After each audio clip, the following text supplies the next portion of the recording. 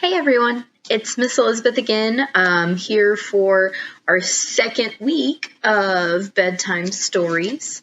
Of course, we are still reading on with Mrs. Frisby and the Rats of NIMH, which was written by Robert C. O'Brien, illustrated by Zena Bernstein, and published by Athenaeum Books for Young Readers, which is an imprint of Simon & Schuster Children's Publishing Division. So we are going to be starting with, I believe it's chapter 9 today, which is In the Rosebush. So Friday, when we left off, we had just heard from the owl that Mrs. Frisby should go talk to the rats about her problem with moving day. And the owl believes that the rats should be able to help her, and has given her the message to tell them that they should move her house into the lee of the stone. So we shall see now what happens as we continue on. This is the chapter In the Rosebush. When Mrs. Frisby got home, Teresa, Martin, and Cynthia were eating supper, as she had told them to do if it got dark before she returned. Coming silently down the tunnel, she could hear them talking in the room below, and she paused a moment to eavesdrop on their conversation. Obviously, Cynthia had been worrying, and Teresa was reassuring her. "She couldn't have got back sooner than this, Cinny. Don't you remember? The crow said it was a mile to the tree. It might even be farther." "Yes, but crows fly so fast." "But if he went 2 miles high," that was Martin, "it would be 3 miles altogether." "6, said Teresa. 2 up, 2 down, and 1 to get there and 1 to get back." "That's right. No wonder she isn't back yet." "But what about the owl? You know how owls are." "It was still light when they got there. He couldn't see." "But it's dark now," said Cynthia. "Oh, I wish she'd come back. I'm scared." "Not so loud," Teresa said. "Timothy will hear." "I'm home," called Mrs. Frisby, hurrying the rest of the way down, and now it appeared that they had all been worried, for they ran to her, and even Martin, who ordinarily avoided such displays, threw his arms around her. "Oh, Mother," cried Cynthia, near tears, "I was so worried." "Poor Cynthia, it's all right." "How high did you fly?" asked Martin, recovering quickly. "High enough so the trees looked like bushes, the garden like a postcard, and the river like a snake." "Did you see the owl? What did he say?" "I saw him. Later, I'll tell you about it. First, I want to see Timothy. How is he? Why didn't you move his bed out here?" Teresa said, "I wanted to, but he said he'd rather stay in the bedroom. I think he's feeling worse again." But when Mrs. Frisby went to see him, she found him sitting up, and his forehead felt not at all feverish. "I'm all right," he said. "I stayed in here because I wanted to think about something." "Think about what?" "About moving day." "Moving day? But why? What about it?" Had he, after all, overheard her talking to the others? Heard about her flight to the owl? But no, he was explaining. "I haven't been outdoors since I got sick, so I don't know what it's like. I mean the weather. But today, this afternoon, I noticed something." "What was that?" "A smell in the air. A warm, wet smell. If you sniff, you can still smell it, though it's not so strong now." Mrs. Frisby had noticed this, of course, both indoors and out. "It's the smell of the frost melting," Timothy went on. "I remember it from last year. And after that, it wasn't long until we moved." "Mother, when are we going to move this year?" "Oh, not for a long time yet." Mrs. Frisby tried to sound as casual as she could. "It's still much too cold, too early to think about it." "I have to think about it," said Timothy. He sounded serious, but calm and unworried. "Because if it comes too soon, I don't know if I can go. I tried walking a little bit today in here when the others were outside." "Timothy, you're supposed to stay in bed. You'll make yourself sick again." I know. But I had to find out, and I didn't walk much. I couldn't. I only went a few steps, and I got so dizzy I had to lie down again." "Of course you did. You haven't really recovered yet." "I guess I haven't. That's why I wanted to think." Timothy, you must not worry about it. That will only make you worse. I'm not worried at all. I thought I would be, but I'm not. Or maybe I think I should be, but I can't. What I really think about is how nice it is there in the summer beside the brook, and it's true, I want to go, but I'm not scared. I was afraid you might be, or that you might think I was. That's really what I wanted to tell you. I'm just going to wait and see what happens, so you shouldn't worry about it either. Mrs. Frisby realized that he had somehow switched their positions. He had seen the danger he was in, guessed, somehow, that moving day was near, and that he was very likely to die, and yet here he was, reassuring her. She wanted to tell him about the owl and the rats, tell him that something still might be done, but she decided she had better not. She did not really know if they would help him. It would be better to wait until she had seen them. So instead, she said, rather lamely, Timothy, don't think about it any more. When the time comes, we'll see how you are and then decide what to do. The next morning at daybreak, she went to see the rats. She had never been in the Rosebush before, never even really close to it, and now, the nearer she got, the more nervous she became. No one had ever told her, nor, as far as she knew, told any of the other animals to keep away from it. It was just something one knew. The rats on Mr. Fitzgibbon's farm kept to themselves. One did not prowl in their domain. She had, before coming out of the garden, looked around carefully to be sure Dragon was nowhere in sight. But even Dragon, though he would chase a rat up to the edge of the bush, would not follow him into it. The thorns, of course, helped to discourage trespassers. Mrs. Frisby had never realized until that moment, standing next to it, how very big the bush was, how dense and how incredibly thorny. It was bigger than the tractor shed, and its branches were so densely intertwined that as small as she was, Mrs. Frisby could find no easy way to crawl into it, though she walked all the way around it looking. She remembered approximately where she had seen the rats go in, and she studied that part of the bush carefully. How had they done it? Then she saw that on one branch, close to the ground, the thorns had been scraped off, and about a half-inch of it, just big enough for a handhold, was worn smooth. She put her hand on this and pushed timidly. The branch yielded easily, rather like a swinging door, and behind it she saw a trail, a sort of tunnel through the bush, wide enough so that she could walk into it without touching thorns on either side. When she went forward, she released the branch, and it swung back silently into place behind her. She was inside the bush, and it was dark. She walked forward, peering into the dimness and following the small trail which wound in a curving course toward the center of the bush, its earthen floor packed firm by the pressure of small feet. Then, straight ahead of her, she saw the entrance. She had expected, what? A round hole in the dirt, most likely, but certainly nothing like what she saw. First, a sizable clearing, about 5 feet across, had been cut from the center of the bush.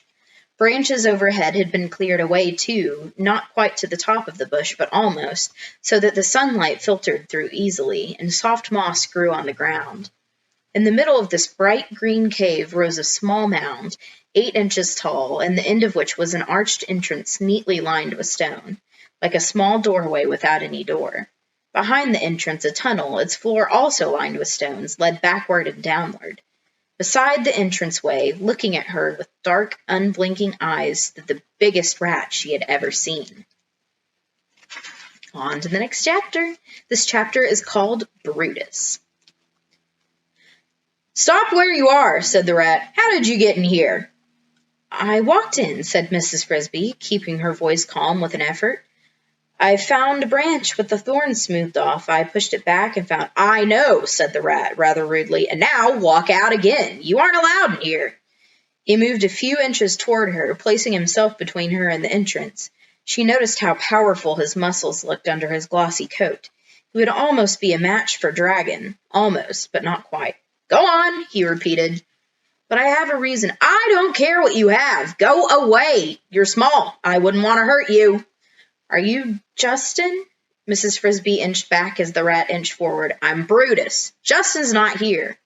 That was reasonably obvious, Mrs. Frisby thought. The rat named Brutus added, "You know Justin?"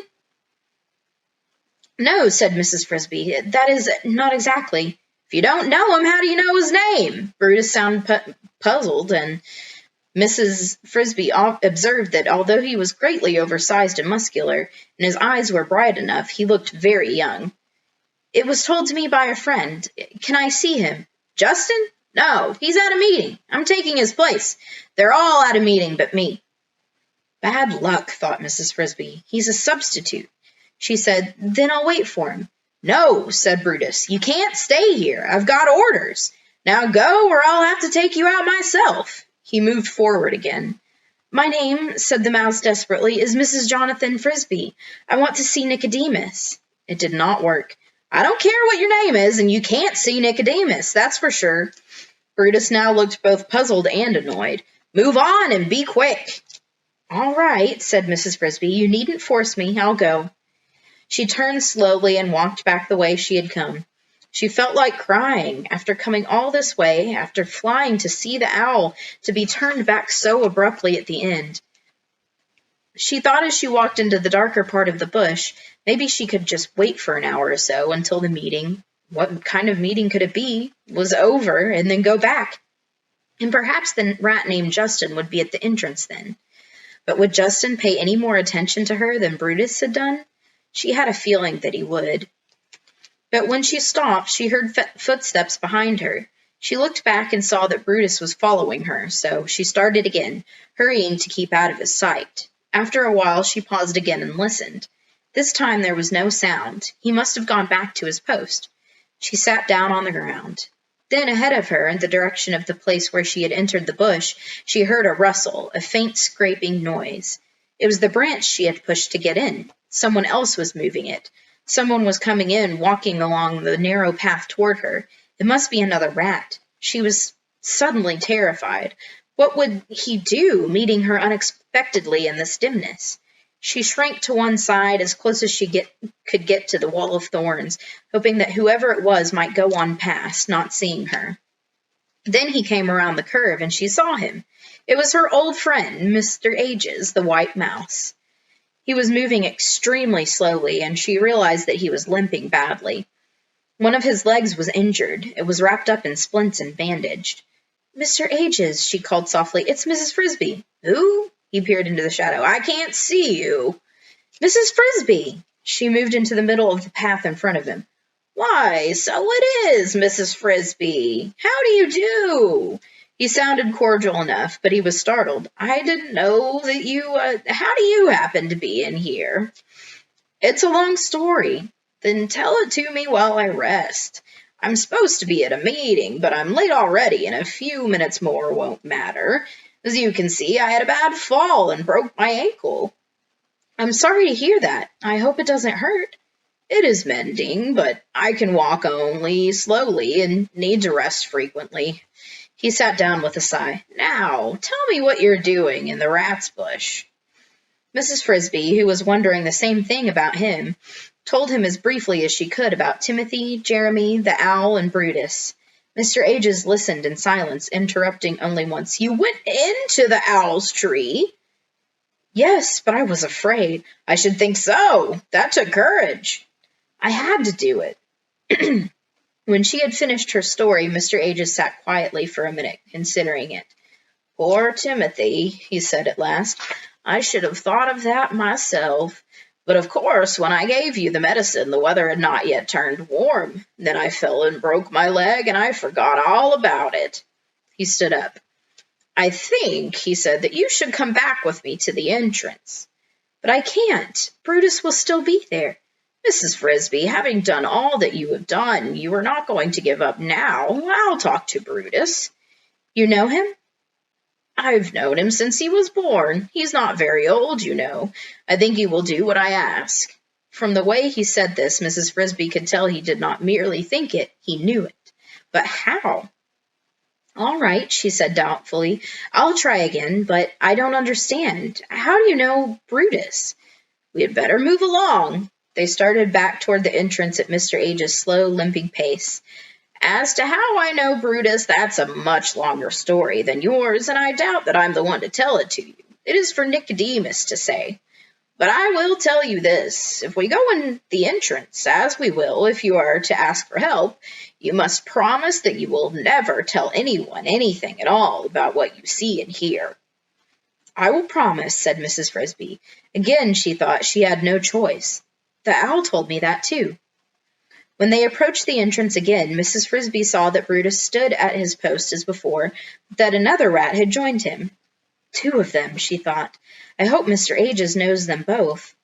The new rat saw them coming. He looked alert, dark gray in color and extraordinarily handsome, though not so huge as Brutus. Mr. Ages, he said, how's the leg? Better, but it will be a while before I can run again. Justin, said Brutus, staring at Mrs. Frisby. There she is. That's the one I was telling you about. Is she now? Justin looked at her casually. He did not sound particularly alarmed. Mrs. Frisby, said Mr. Ages formally, may I present my friends, Justin and Brutus? How do you do? Brutus sounded doubtful. Mrs. Frisby, said Justin, not Mrs. Jonathan Frisby. She is Mrs. Jonathan Frisby, said Mr. Ages, a widow, as you know. Madam, said Justin, bowing politely, it is an honor to meet you. Brutus now looked astonished. You both know her? Who is she? Brutus, said Mr. Ages gently, don't you remember Mr. Jonathan? Brutus wrinkled his brow. Mr. Jonathan? You mean the one dragon? Yes, said Justin quickly. And this is Mrs. Jonathan.